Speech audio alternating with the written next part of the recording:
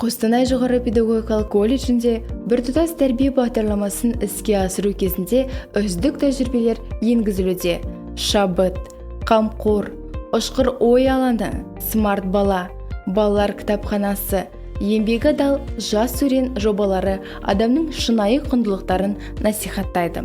Техникалық және кәсіптік орта білімнен кейінгі білім беру оқытушыларына шығармашылық стратегияларды әзірлеу бойынша оқытудың кредиттік модульдік технологиясы жанындағы дербес оқыту мәселелері бойынша әдістемелік хакатон нысанындағы облыстық семинарда педагог директордың тәрбие жұмысы жөніндегі орынбасары Светлана Михайловна Морозенко флеш тәлімгерлік көмегімен тәжірибе таратады.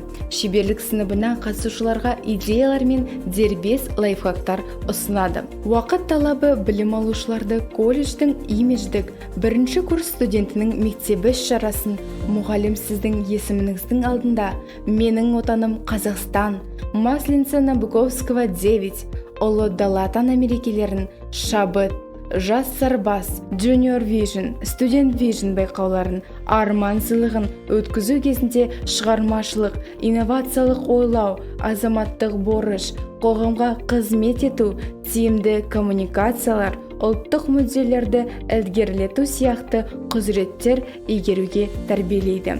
Педагогикалық және шығармашылық мамандықтарда шешім қабылдай алатын, қойылған міндеттерді орындай алатын, олар үшін жауапкершілікті көтере алатын, табысты және дербес көшбасшыны тәрбиелеу, еңбек нарығындағы бәсекелестікті арттыруға, адами капиталдық өсуіне және Қазақстан Республикасының мықты мемлекетін құруға ықпал етеді.